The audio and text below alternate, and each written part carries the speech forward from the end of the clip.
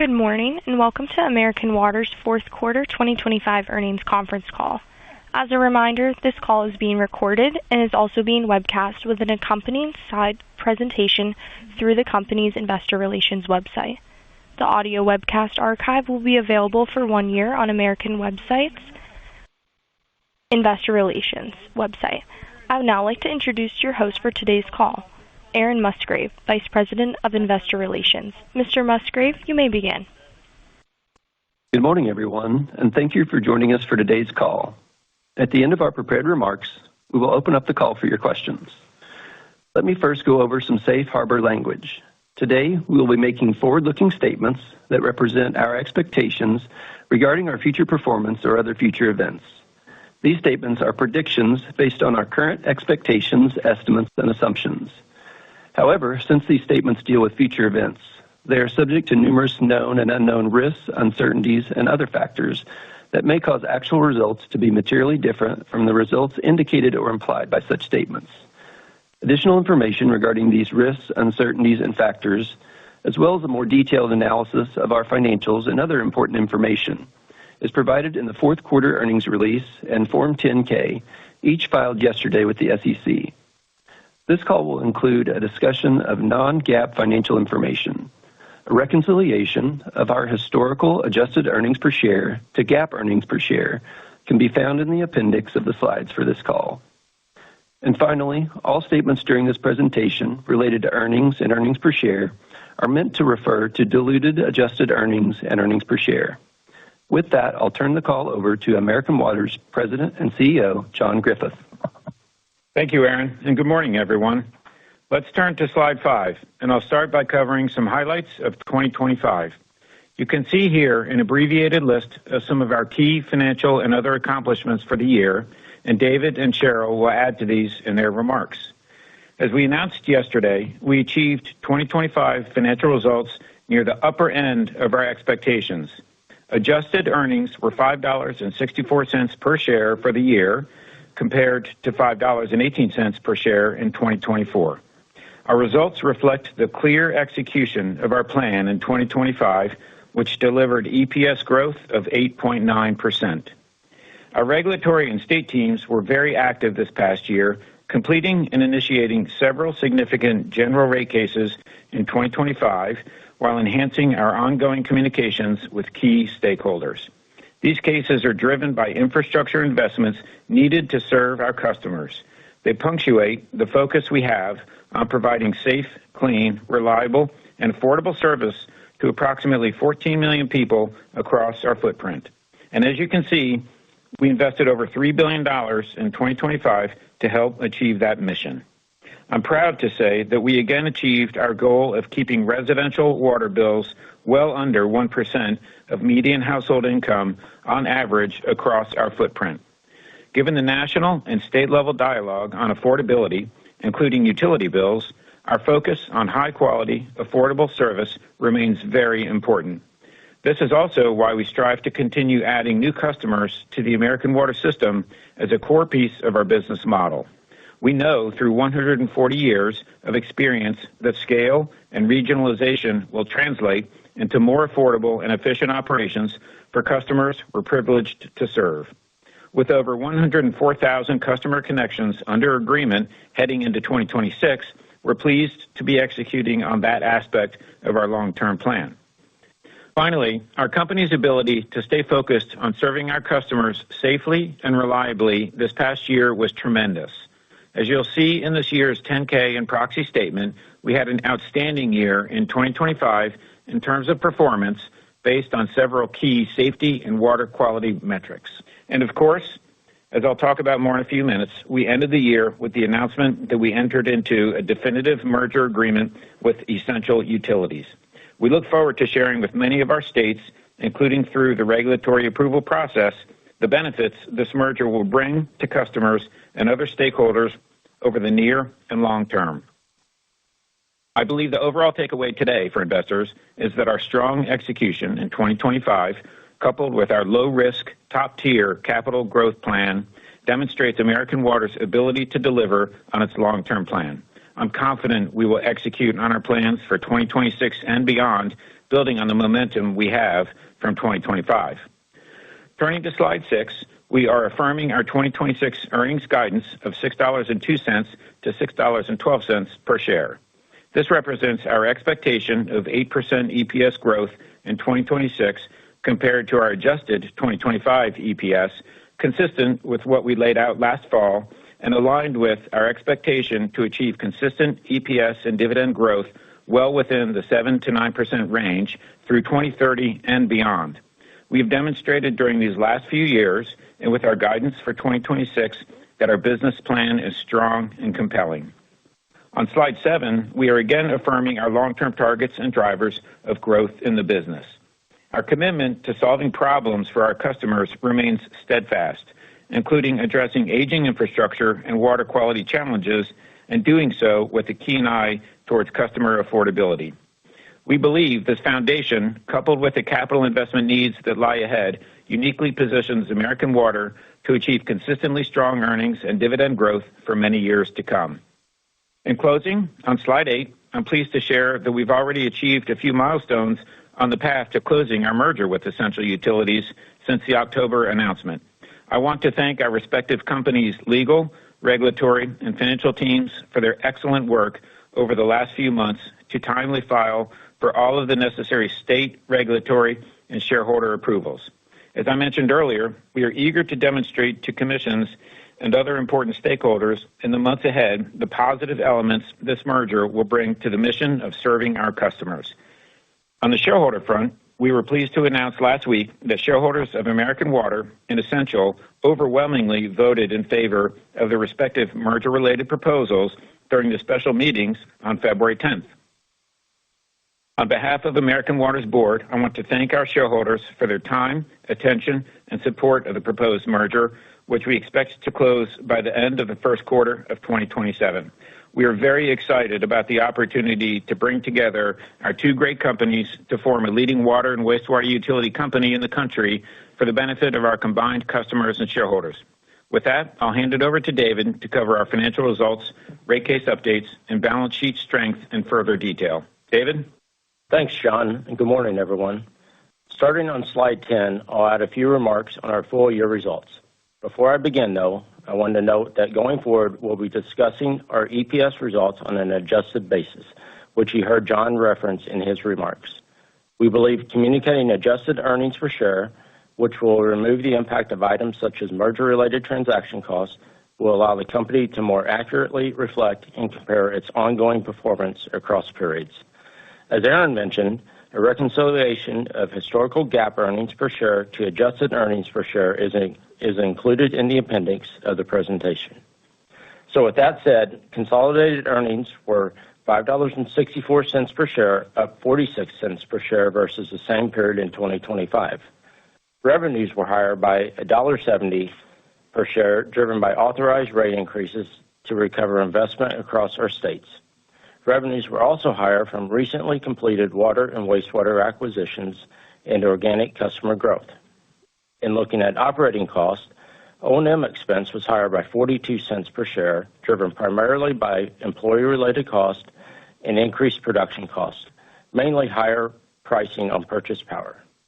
Depreciation increased 41 cents per share, and financing costs increased 35 cents per share, both as we expected in support of our investment growth. Slide 11 summarizes the 6 rate cases we successfully completed in 2025, 5 of which we covered on prior calls.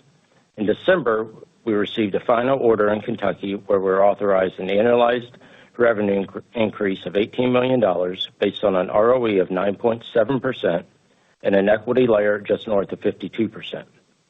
All of our rate cases are built upon the recovery of significant capital expenditures that our systems and systems we acquire very much need. Apart from the general rate cases, we received a further 1-year extension of the California cost of capital filing to May 1st, 2027, to set its authorized cost of capital beginning January 1st, 2028. Our ROE will remain 10.2% through December 31st, 2027, unless the water cost of capital mechanism is triggered when the next measurement date is later this year.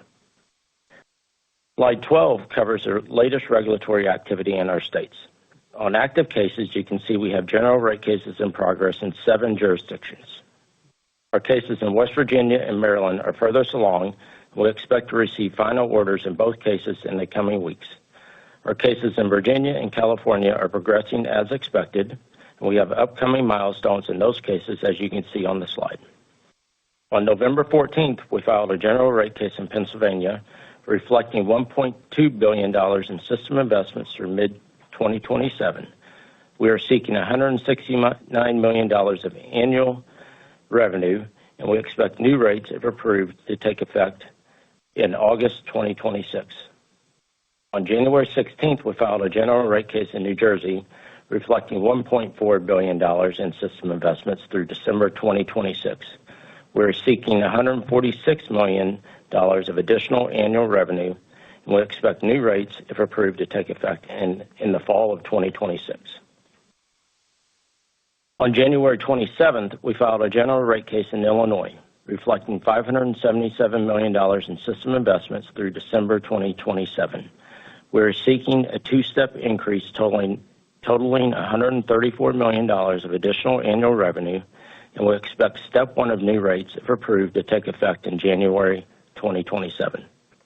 In all of our states, we're taking great care to provide detailed information in our rate cases about the important investments we are making on behalf of our customers.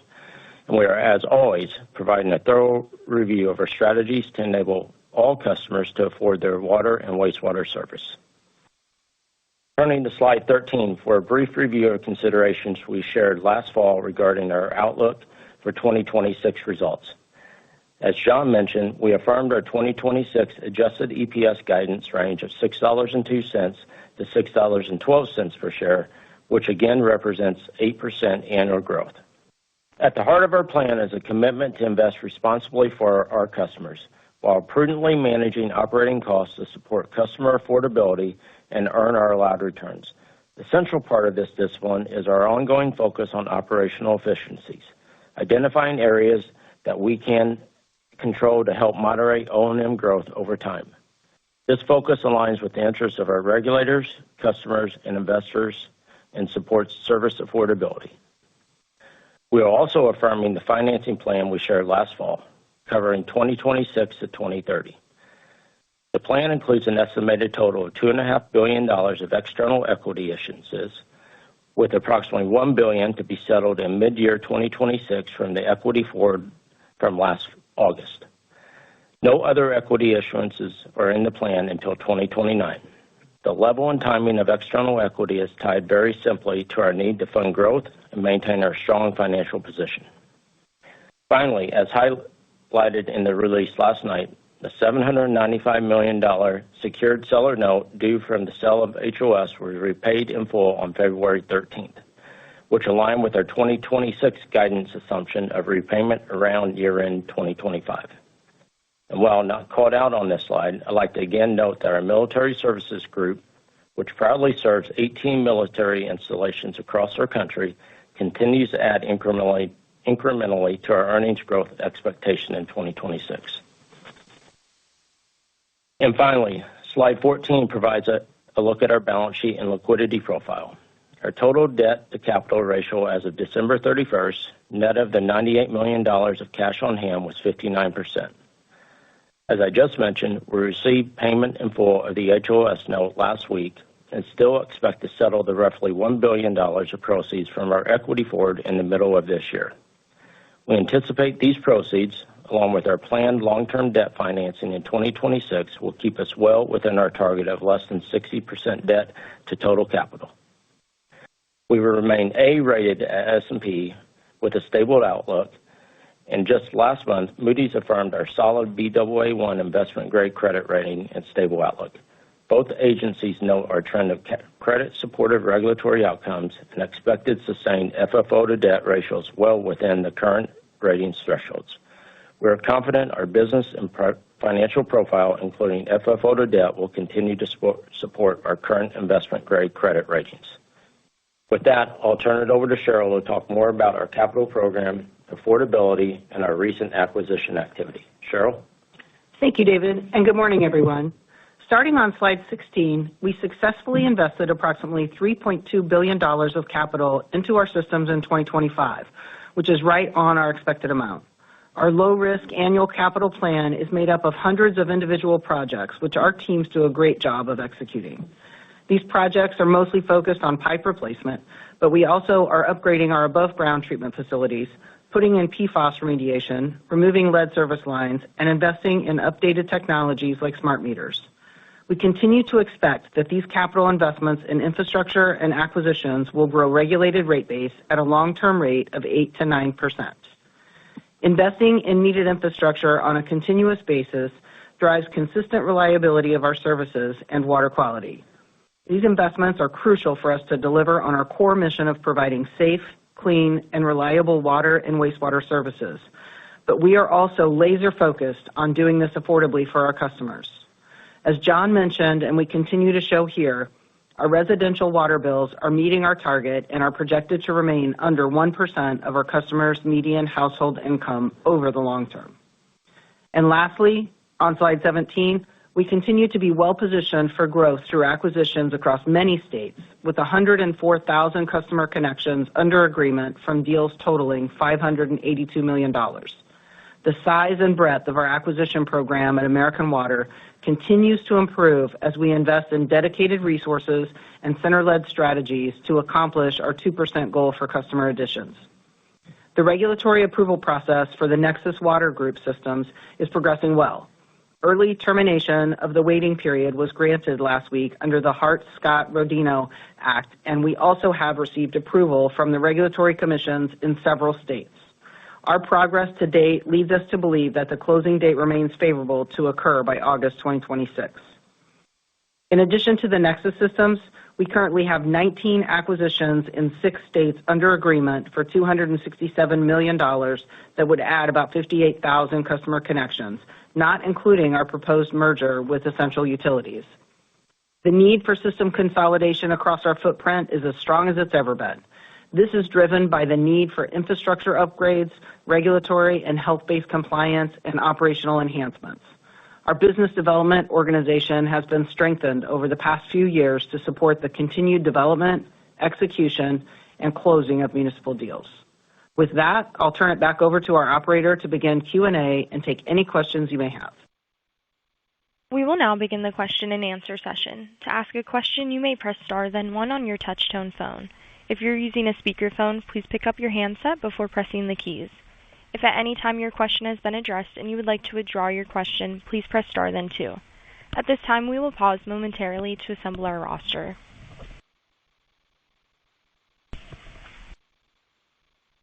The first question today comes from Julien Dumoulin-Smith from Jefferies. Please go ahead. Hey, good morning, team. This is Spark on for Julian. I have a question on the portfolio positioning, maybe post-close. So what is your latest expectations or plans for the Peoples Gas business use of proceeds to the extent that you opt for a sale? And is your plan to still dedicate proceeds primarily to debt pay down? Good morning. Thanks for the question. Just to reiterate, we'll be making decisions on Peoples after closing of the merger when we'll begin a review of strategic alternatives. At that point in time, if we were to proceed down a path of sale, then proceeds would be used to reinvest into the business. Certainly a portion would be for debt repayment and a portion would be for continued rate-based investment. Understood. Thank you. And maybe just a follow-up. What was your 2025 realized FFO to debt, and how do you forecast that over the period pro forma for the Essential Utilities transaction? Hey, good morning. This is David. Yeah, we typically don't disclose what our FFO to debt is. You can generally calculate or calculate close to it from the financial statements.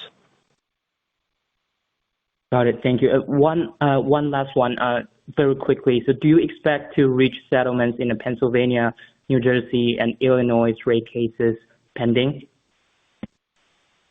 Look, so the cases are progressing as we expect at this point, we're always open to settlements if we can reach a constructive settlement, but it's got to be on terms that are constructive for us and beneficial and provide a fair return. So. Got it. Thank you. The next question comes from Greg Orrill with UBS. Please go ahead. Yeah, thank you for the updates. Appreciate it.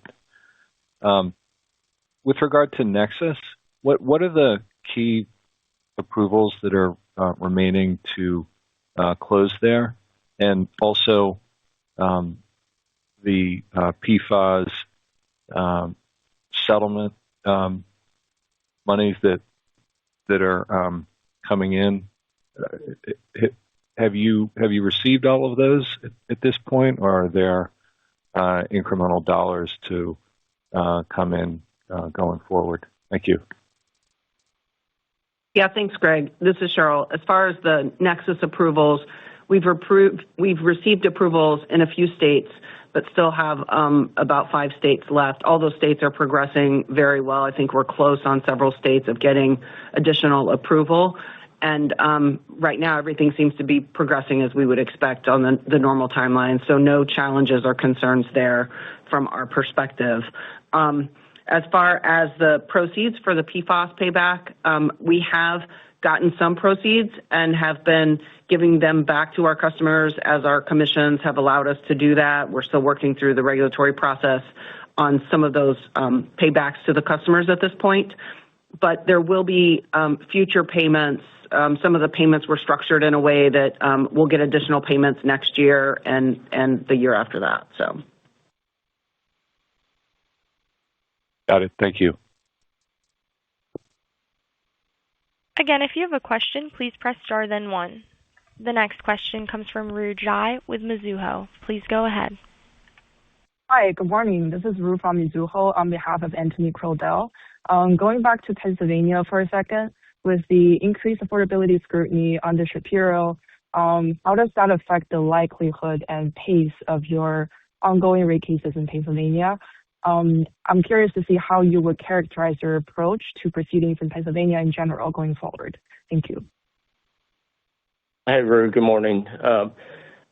We'd say that, generally all of our rate cases are driven by the investment that we're making in our systems, and that really dictates when we go in for rates, to ensure we get recovery of those investments. So as far as the pace, we were generally on a 2-year cycle in Pennsylvania and across all of our states, and we don't see that changing at this point.